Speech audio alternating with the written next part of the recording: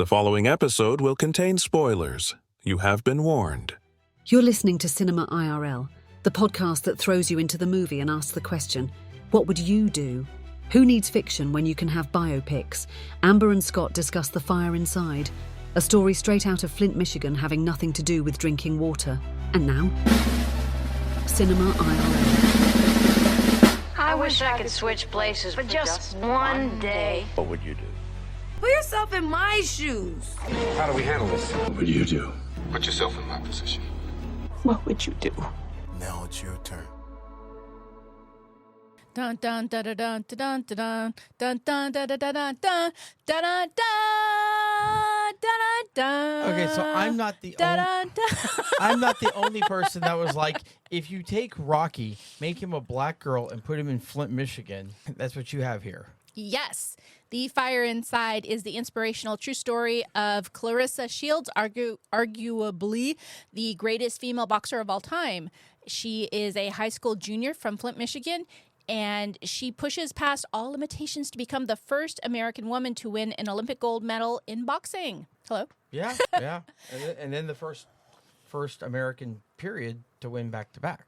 Yeah, 2 gold medals in 2012 and 2016. And her story was interesting, actually seeing, her upbringing and her home life. And her family put a lot of expectations on what her winning a medal at the Olympics could mean for them and improve their lives. And meanwhile, she had a coach, a selfless coach, who just poured into her with training and support and trying to get her endorsement deals and sponsors after she did get that gold medal, and didn't really make a dime from it. Yeah, and actually it's interesting you would mention all the thing with the endorsements and stuff, because I've learned something in life, and that is that we all have something or some things that we are really, really good at, and then there are things that we can figure out. And more often than not, it's going to be better to find somebody else who is really good at the things we're trying to figure out and let them handle it, because he was a great boxing coach, but he wasn't an agent. Yeah, exactly, because agents are typically connected to other people who could help them. But I don't know if that was exclusively the problem with getting her endorsements and sponsorships. Part of the problem was that she was a rough and tumble female African-American boxer who walked around saying she liked to beat people up. And it wasn't really an image that was easily marketable for sponsorships. Yeah, and I mean, even in 2024, marketing in for female sports it's still a little rough compared to guys. I mean, it's getting a hell of a lot better, but it's only really recently, like within the last couple of years, really kind of starting to hit the point of getting to close to true equality, with like the whole Caitlin Clark thing really kind of was a massive spark in that direction. But with her, yeah, but well, and the double standards of male roles and female roles, because the gal who was with U.S. Boxing basically said, you come off as a bully, and no one wants a bully to be the face of their brand. And she was like, Muhammad Ali was a bully, Joe Frazier was a bully. Why is that wrong? And they tried to girly her up with asking her to wear dresses and wear lip gloss.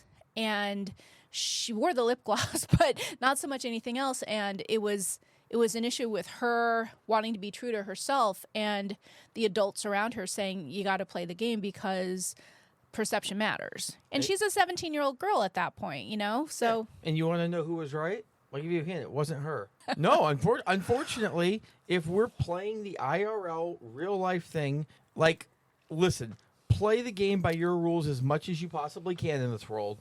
But there is a time and a place that you're going to have to say, if I want to play the game by my rules, I'm not going to get to play the game.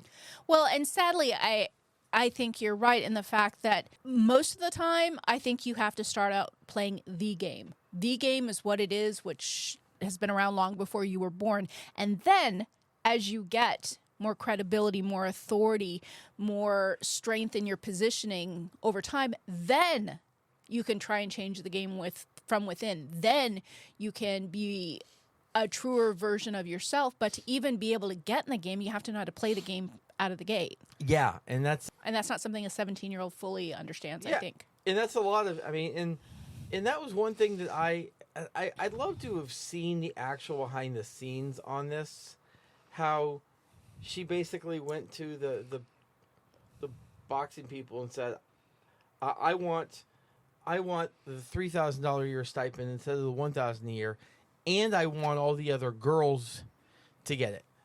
Listen, I think it's perfectly fine that she demanded it for herself. She's got a gold medal, and she was very young. It was easily a chance to do it again. But this was to go and live and train at the Olympic compound to get ready for the next Olympics to compete. But I don't know if she had the stroke at that point to say everyone gets that. Like, but she did ultimately get there, and had she not pushed that envelope. Yeah, but I do wonder how much of the timeline was dramatized for. Oh yeah, who knows? For the movie that could have been 10 years in the making. Not Yeah, that I I think mean- that they jumped to because she said it, but the point is number one, you don't ask unless you get. And as a woman, I know 100% for a fact, and this isn't my opinion, it's an actual fact, that generally women are paid less. However, some of that lays at the feet of us women because we are not good negotiators. We do not ask for that higher thing because we're like, oh, this is what the job pays? Okay.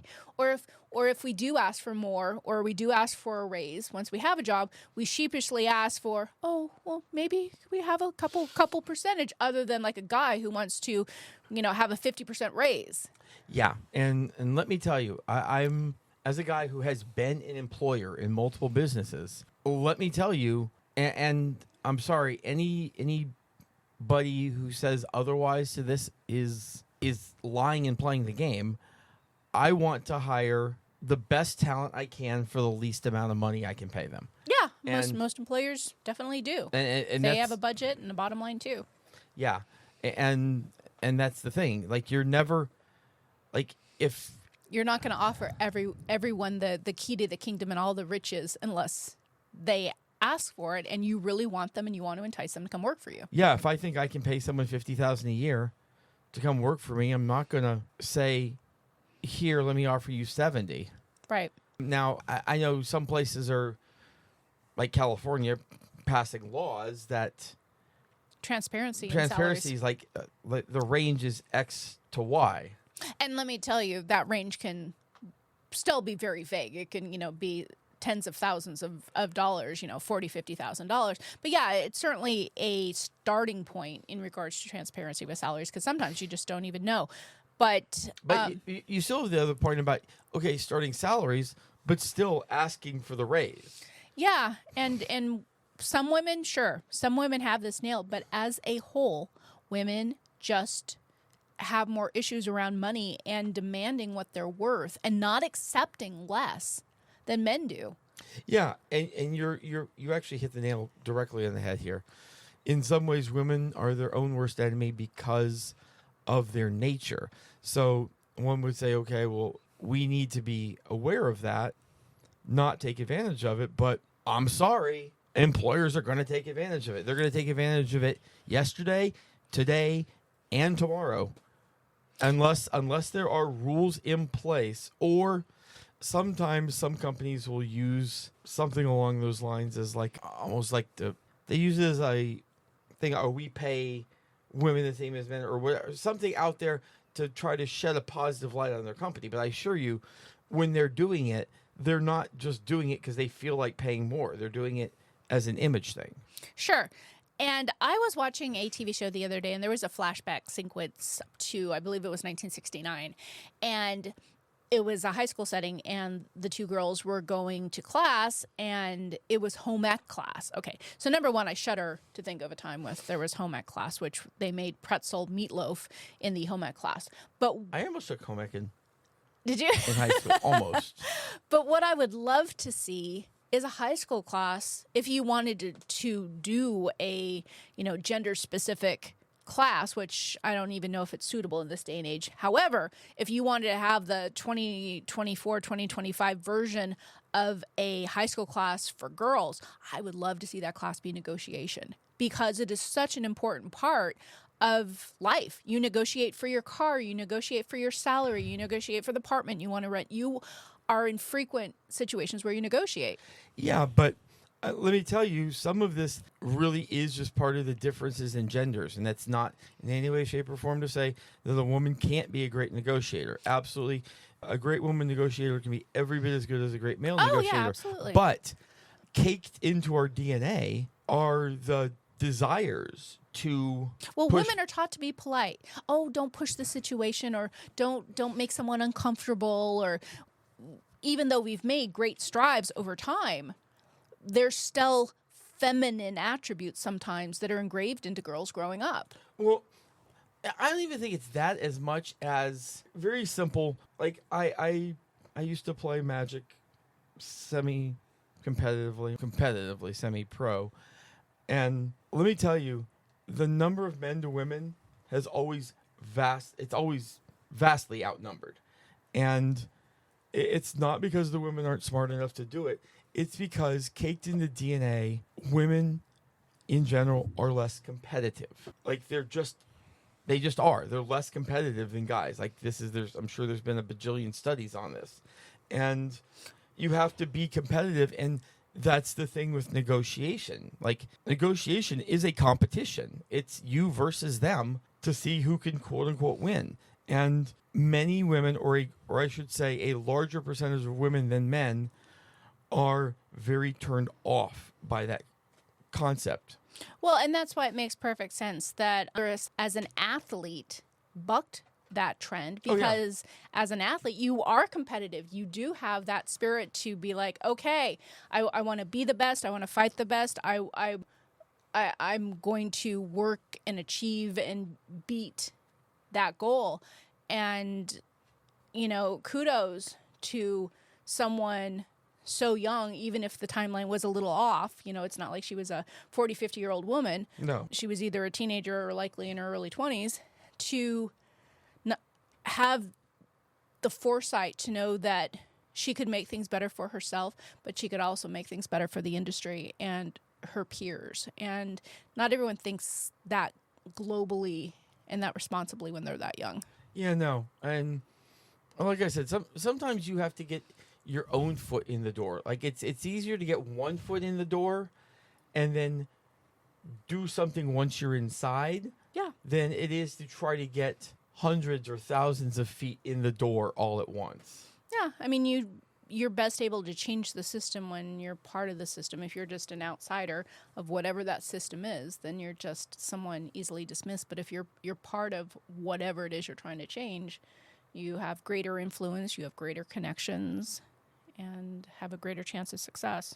It's one of the reasons why politicians often get elected over and over and over and over again, because once you're in, you start making those connections, and you learn how to get elected, and you learn what things to say to your constituents to get you reelected. And once you're on the inside, it's easier to stay on the inside, or it's easier to bring people in that way. And it's what it is with everything. It's breaking through whatever your particular glass ceiling or wall is, and then once you're on the inside, okay, I don't like what I see here, let's mold it. So yeah, and for a young girl who, I would assume that this timeline is correct in the fact that she showed an interest in boxing when she was 11.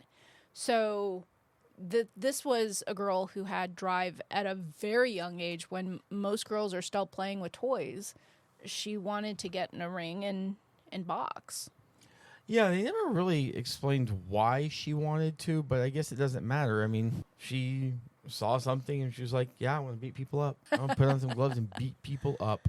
Yeah, well, she had a family dynamic of a neglectful mom and two siblings that depended on her to help fill the gap that her mom left, and also being sexually abused to some degree by a boyfriend of her mom's. And her Olympic dreams were very heavily baked in. I need to take care of my family. Yeah, and that's an interesting thing too, that you think, oh, if I go and I win a gold medal at the Olympics, that my life will change. And the God's honest truth is, for more people than not, it really doesn't. That her story is actually more typical than atypical, and it really is a lot of who do you have behind you at that point.